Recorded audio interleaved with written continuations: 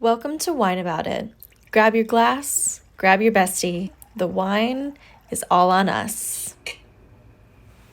Welcome to Whine About It. Hey, it's us and wine. And we're the problem. Yeah, for sure. And here to talk about no solutions.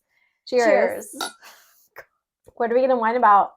Hey, I want to whine about something a little close to home. Story time.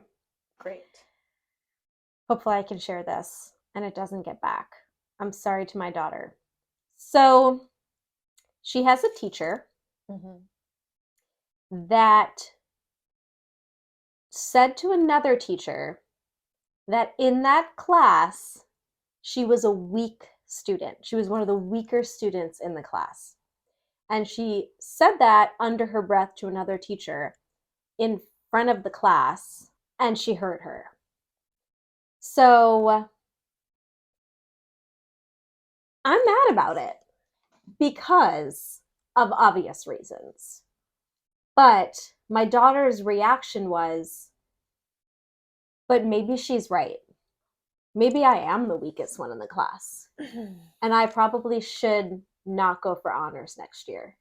So, what are you mad about? I'm mad that it's a class that she's in an honors class. She really kicked ass last year. She worked so hard to get herself into honors because it wasn't something she was originally selected for. She had to really work hard for it. So she got herself into that and felt so good about herself. And then this year, it's been a little different and the material's different and it's been more difficult. And she has a lot of other things going on. And a lot of other classes are difficult too because now she's in more other honors classes. So she hasn't had as much attention on it. But what I'm mad about is she was already questioning whether honors was going to be for her in this subject area and giving herself time as the year was going on to decide. And I feel like this teacher took that away by planting in her mind that she wasn't. Yeah, that you're weak in this. Because she was already kind of vulnerable to that feeling. And it's that could have been a conversation, a very valid conversation that the teacher could have had with her. But overhearing it in that way just pisses me off. I mean, agreed. I don't think that that's right in any way, shape, or form to be talking about a student, especially if they're present. Yeah. I mean, it's kind of like the rule of gossip. You just don't do it when the other person is there. No, do it like a normal person when they're not there. Secret. Behind their backs. Closed doors, people. Yeah, send a text. You have a break room, teachers. Yeah. Not that teachers get breaks. That's funny. Because they don't. But that's a whole other topic. We can whine about it a different day. I agree. I feel like that's wrong. The teacher is in the wrong for doing that when it could have been addressed a lot differently. And had she not overheard it, it could have been still addressed. But now it's there in her mind. Yeah.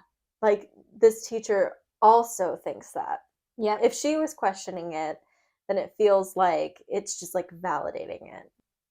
My gut reaction is I want to email this teacher. No, don't. I want to tell her that my daughter heard what you said. How dare you? Who do you think you are? I just want to But my daughter said, don't you dare. Rightly so. And this is the bulldozing. This is that bulldozing parent dynamic where I want to save my kids from being hurt by other people. I don't want anyone to make them feel less than or anything. I don't want them to feel discomfort. Oof. But here we are. like, thank God she is acknowledging that. And she's like, don't do it, Mom. It's not going to make things better for me. So I did not send the email. So for me, I definitely had teachers say to me, like, you don't belong in this honors class. And I was like, who do you think you are? Like, that's the kid. I don't know where my confidence came from because it's gone now. I have no confidence now. Teenage confidence is on another level. I know. It was great. Like, I said some crazy stuff that I'm like, like, it makes me nervous to even think about it now. But so I feel you on that. Yeah. Where, like, if a teacher was like, you're not good at this, you don't belong here, I would have been like, watch me, and just like Elle Woods. Yes. The whole scenario. But she's not reacting that way. She's like, maybe she's right and I don't belong here. Stop that right now. So if I can't send the email, how do I best support her? I think that's a question for her. Sounds horrible because teenagers are crazy. I hate this podcast. So stop asking women if they're pregnant and stop assuming what people need and asking them, how can I be there for you? Is that what you're saying? Yes. And it's so interesting because, like, these are conversations that we've had. Because working together at the daycare and my youngest daughter was there, and you would totally point out, like, you're bold, Desi. Yes, so, I was good at that. So good, but like in a productive way. And so I'm catching myself now, and I'm asking her, like, when she's getting really upset, I'll ask her, like, well, how can I help you with this? Would you like a hug? Or would you like to go get a book? And like, I'll give her options. The youngest one. Yes, the youngest one. Okay. So like, why am I not getting it in my head that it also works for anyone, not even our kids? Like, when someone, even a friend, is experiencing something difficult, just giving it to them. Because that's not what we're really taught to do, right? Right. Like, it kind of goes against what we're taught to do. Instead of like being like, hey, how best can I help you? Yeah. We're used to being like, I think this is the best way, so I'm going to do it. Let me fix it. I'm going to fix this for you. Yeah. Or do the best that I can to make this less uncomfortable for you. Yeah. When really, that's not what people need. They might want it. Yes. A lot of people do want it because, like, who wants to feel like that? And I want to give it so bad. I'm like, just let me do it. Just let me fix this. But you can't. Because then you're in these, then later on, you're in these problems and these predicaments in life, and you have nobody that's going to fix it for you. Yeah. Unfortunately. Like, it's a you problem eventually. So I think it's hard. It's easy to do with like little ones because it's usually very easy, right? You're like, well, how can I help you? Do you want? And you give the two choices, and they pick from the two choices that are relatively simple things to do. As we age, it gets less attainable and less simple. Yeah. Like, the problems are greater, where when they're little, everything's new and everything's a problem. So it's pretty easy to solve when you've already done it. You're like, I remember how to do that. Right. So let's just work through it together.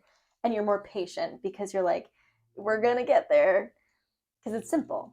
But when you're older, it's not as simple. It's not as cut and dry because there's other people involved and there's other things that need to be done and to happen. So I feel like that's the challenge for dealing with like all of the people as opposed to just the littles. But I feel like this is why you probably will ask, like, you'll ask me, do you want me to validate you? Do you want me just to listen to you? Like, how do you want me to react? What do you need me for today? Yes. Yeah. But giving people the option, because if we're going in and fixing things, we're assuming that they can't do it themselves. Yeah. We know how to do it better, and we're not teaching them anything else. You're just teaching them, like, I can't do that. Yeah. I need someone else. Yeah, I need somebody to do it for me. Yeah.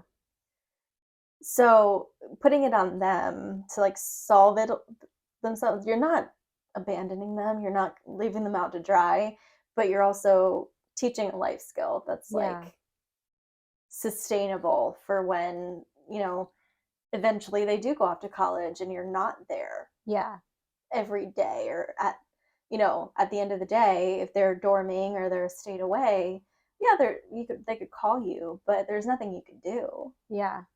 So that's the stepping stones, right? For getting them to a point of success without you, which is like, I think the fear of most parents is like, you must need me always.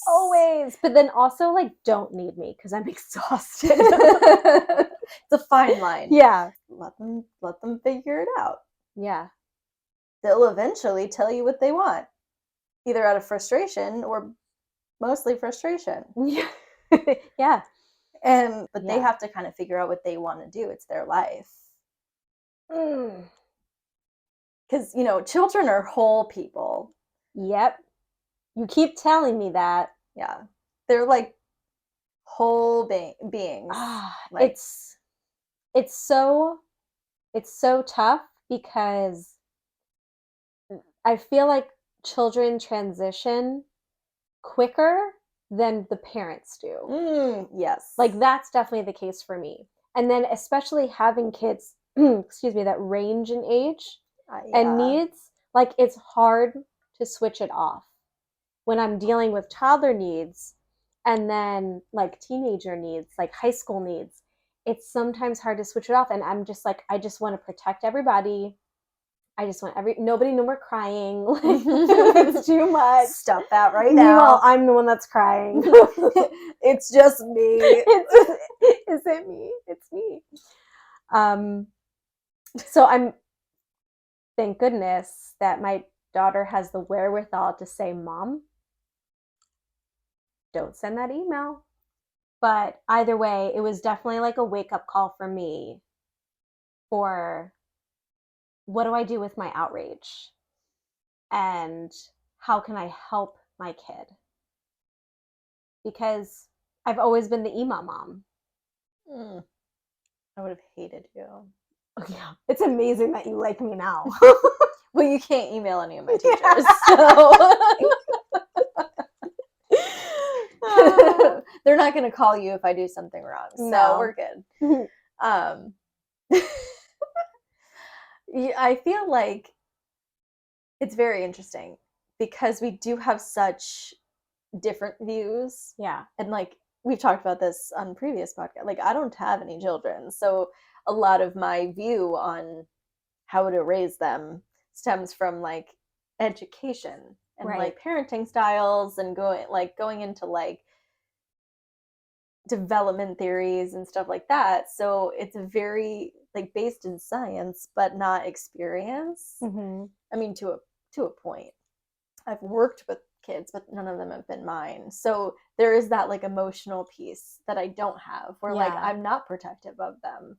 They'll figure it out. Right. Like, so I feel like that's what's interesting is that we can have these very, very different reactions. Yeah. And still be both right in feeling the way that we feel.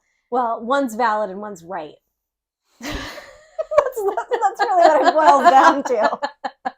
You're valid. Your feelings are valid. Thank you. She said it. Thanks. Your feelings are valid. You have every right to feel protective and want to fix it. Yeah. But let's resist that urge. No, I'm just kidding. You don't have, I mean, it's your kids. It's good advice. But they will figure it out and they'll tell you how they need you, even if it's not like explicitly. Yeah. Like she needs you to not do those things.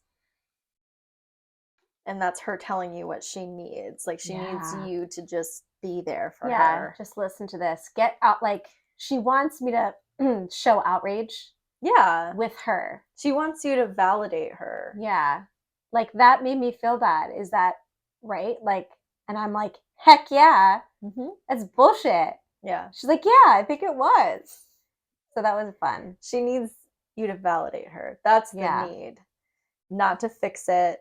She'll figure it out. And if it's not the honors class for her, it's not the honors class for her. And she's the one that has to deal with it. Right. And like, that's the part where I'm like, it's okay. It doesn't have to be like, but I want you to make that decision for yourself. For sure. And like, if that comes with feelings, like that's where you come into like being there and asking her, like, how do you need me to show up for you today? Do you want me to just listen? Do you want me to validate you? Do you want advice? There are many ways that you can show up without bulldozing the problem. Sorry, I just touched you. I liked it. Wait, I have a question. Yes, I might have an answer. You always do. What about when the response is, I don't know what I need? Well, then take some time to think about it, but just know that I'm here. Okay, that's good. I did have an answer. You did very quickly too, like this. Because if I don't know how I need people to show up for me, that's what I would want them to say to me. Yeah. Be like, that's cool. Give it some time. Let me know. That's just that's what I would want to hear. Yeah. Because my reaction when I've asked her before, asked any of my kids that before, like, what do you want me to do? How can I help? And they say, I don't know. I'm like, well, then it's my job to figure out. Since you don't know, I have to figure out. Nope. Still on them. Yeah. I mean, it's kind of freeing. Yeah. To know that it's okay to let them figure it out. For sure. Thanks for whining with me. Thanks for whining with me. It's a productive one.